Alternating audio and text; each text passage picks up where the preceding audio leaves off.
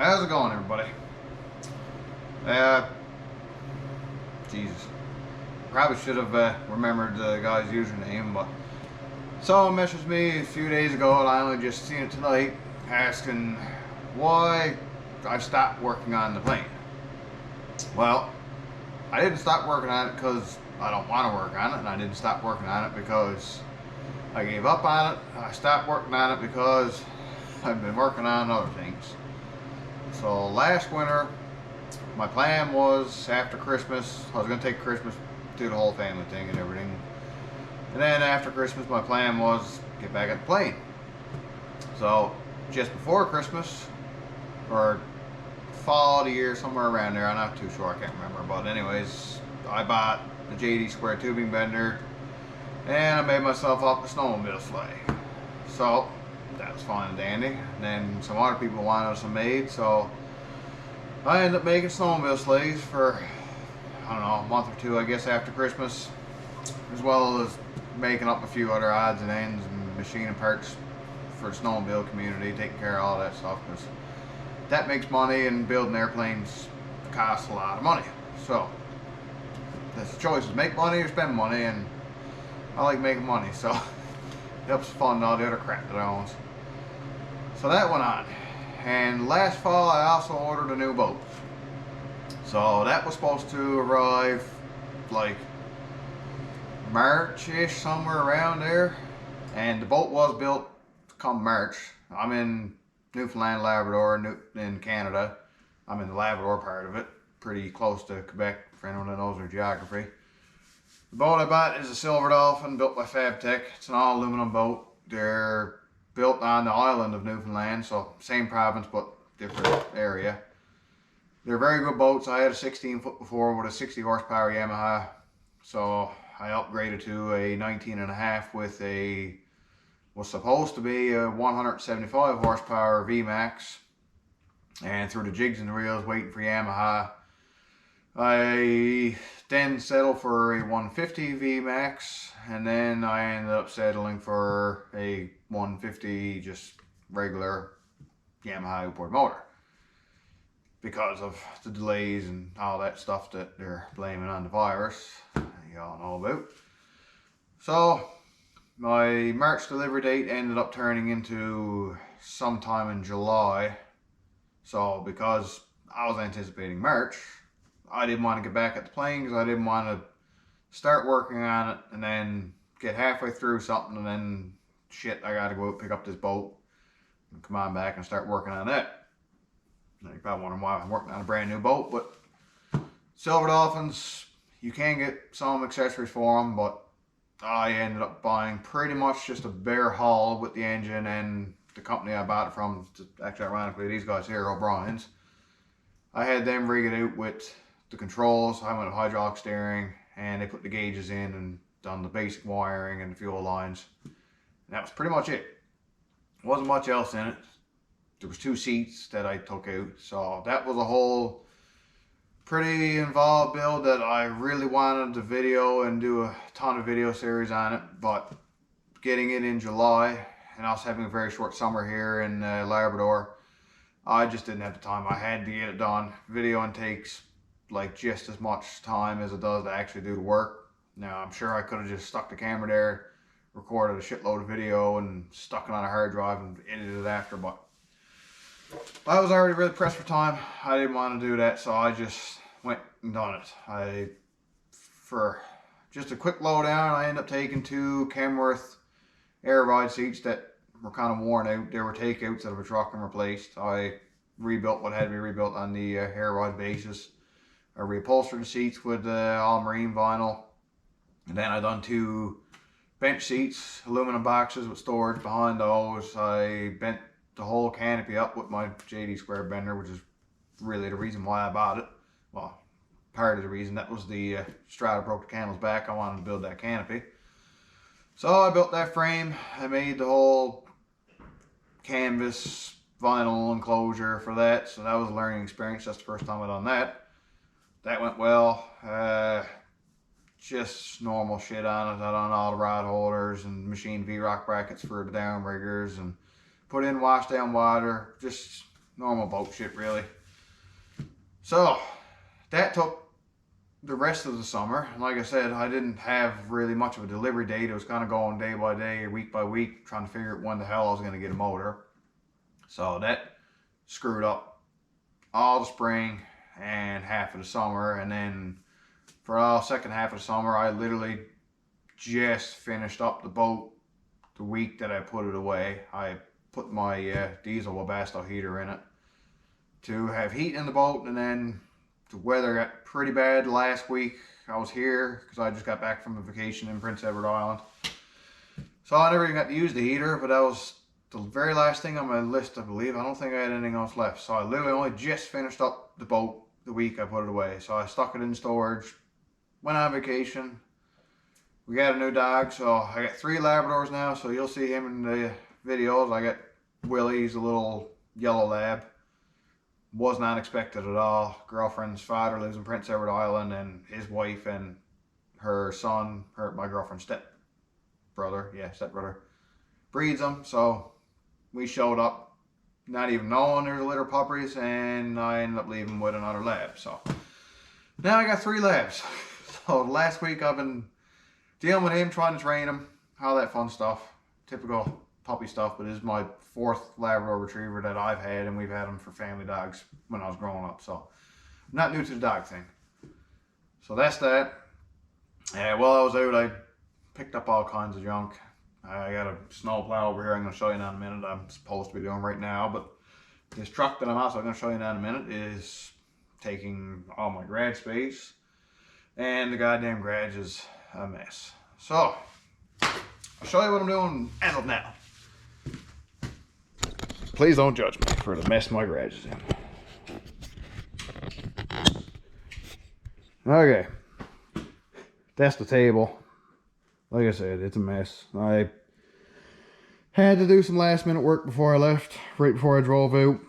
I had a bit of electrical burning scenario in my 2013 F250, so Mac Tools fuse kit thing, fuse saver. So that goes into where your fuses go. This is all adapters for different fuses. Like that's for glass fuses, and then this normally be a fusible link, but you plug that into it. And all these different ends are your amperages, so it's just a breaker. That's all it is. But this piece in the middle is a buzzer, so if you got a wiring problem underneath of a truck, you can plug that in, crawl around underneath, wiggle the wiring harness around, do what you got to do. And when it pops the fuse, that'll buzz and let you know, so you know where you were to when you had the problem. So that's why that's out, and everything else is out because I've just been too busy to clean up, honestly. I got my 79 GMC, my great grandfather's original truck, out in the driveway. I was at that for a bit of the summer when the fall came after I had the boat permanently out of the garage. I was picking it up because I wanted to have that driving for this summer, but it didn't happen. It's pretty darn close, so I put a windshield in it and solved my tires leaking around the rims issue. I probably could have had it on the road, but I ran out of time. I ended up going on vacation, so that's why there's brake line kits and all this good shit. So that's that. And while I was out to PEI, I went to Princess Auto, which is Canada's version of Harbor Freight. So I had a couple snowplow cylinders. That was a manual fuel pump. Girlfriend's grandfather had an old car lift in his garage. It's just a single hydraulic cylinder in the ground with the 4 arms in the center of it that picks it up. And seal was gone, and they broke the top ring. And it was also bent about that far up. I had to straighten it out just to get measurements off it. It was aluminum. I couldn't get 1.5 inch thick aluminum, so I used 1 inch steel. So I got that machined up. That's going back to Prince Edward Island now, hopefully shortly, so we can get a lift back together. He's a car guy too, and I'm actually getting a 239 flathead Ford for my 1954 wheelies off of him. So we only made that deal the day I was leaving, so unfortunately flathead's still in PEI until I get out next summer. So that's that. So these are 2 snowplow cylinders. That's a snowplow trip spring. And that's all supposed to go on this old Fisher blade. And it's kind of ironic. The blade that I have on all my stuff now, I have one blade, well, I have two blades now including this one, but I had one blade before that was a Fisher blade that someone cut narrower. I made the mount up originally for my little old Huff H25 loader that I've got videos on. Then I made a mount up and put it on my Jeep. Then I made a mount up for it to go on my Yamaha farm tractor. So I got 3 mounts, 1 blade, and it's kind of too narrow for the Yamaha farm tractor. That's what it lives on now. Straight is fine, but you angle it and it starts to run over its own windrow. So I just mentioned to the girlfriend's father that I was going to try to find a whole blade while I was out in PEI, and he said there's one up behind the house in the woods and told me to take it. I went up and it's an old Fisher, so perfect. I don't even have to modify any mounts on the blade because I was just going to make whatever blade I got to fit the Fisher mount, but I don't even have to. So 2 new cylinders for Princess Auto, changed them ones out. There's a spring missing in the middle, that's what that one's over there for. Wire wheel on the paint job, done. So that's what I was supposed to be doing the weekend. Till this.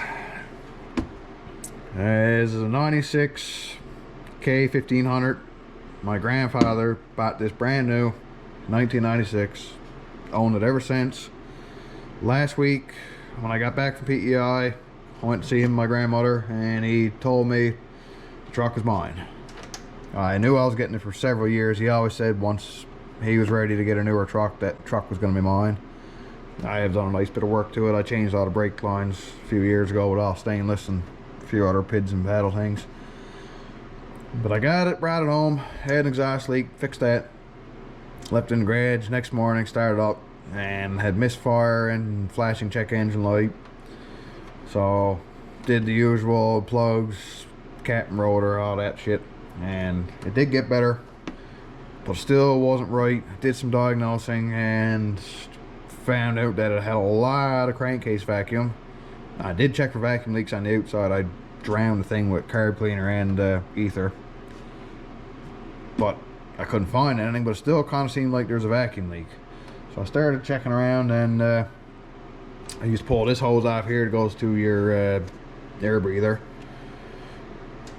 and it had a lot of vacuum on it, more than a PCV should draw. So I checked the PCV, that was gummed up. I cleaned it up and it was still drawing a lot. So then I plugged the PCV off. So then theoretically the crankcase should have had no vacuum in it, and it still had a lot. So off came the intake, and I ended up finding pretty bad intake gaskets. As you can see, like that's supposed to be the sealing surface, and it's not. So there's no parts to be had in Labrador, so I have to order everything, and I won't be here till Monday. So this is sitting in my garage now for the weekend when I'm supposed to do this blade and get it the hell out of here. So once that's back together, once that's cleaned up and painted, unfortunately I got to bring my 2 snowmobiles in and get them ready for the winter. I got one with a belly pan that's missing basically on PTO side because my belt busted and it destroyed it, and I got another one that I'm pretty sure I got a cracked manifold, so I weld that up. But hopefully, fingers crossed, once that's done, the old PA14 will come down out of the ceiling and I'll finally get back at it. It's been like a year since I worked on this thing, and I can't wait to get back at it. But for a 96, this whole truck is good. There's a bit of a squirrel moment, but interior is spotless. Even got airplane stuff. That's my headset bag. I just brought that back from my cabin where my PA12 is stored. Yeah, 220,000 kilometers on the truck. One owner up until me. Grandfather bought it brand new, so I got my grandfather's truck and I got my great grandfather's truck. Unfortunately, I'm not the second owner of the great grandfather's truck, but I'm the third, so that's not bad. So anyways, this GoPro's about to die because I haven't used it in like 2 years. And I'm surprised I had this much battery in it, but that's the update. I don't even know if the garage was in this layout on my last video. I've just been at so much stuff and not making videos because I don't know, I've just been too busy. But I'm gonna hopefully get back at it.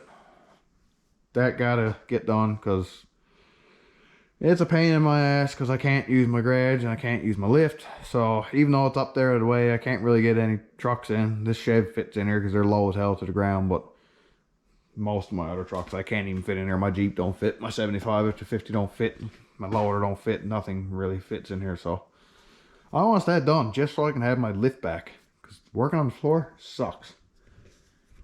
So yeah, that's that. Hopefully you'll see some airplane videos soon. If not, I'm going to try to start doing some videos on whatever the hell else I'm doing out here. Might even go over working on screws maybe. I don't know. That's not really my thing anymore. I does that out of necessity, but we'll see. So stick around. Look over some more airplane videos because they are coming. I didn't give up. I'm still at it. It's going to happen. Just might take a while. So have a good one, everybody.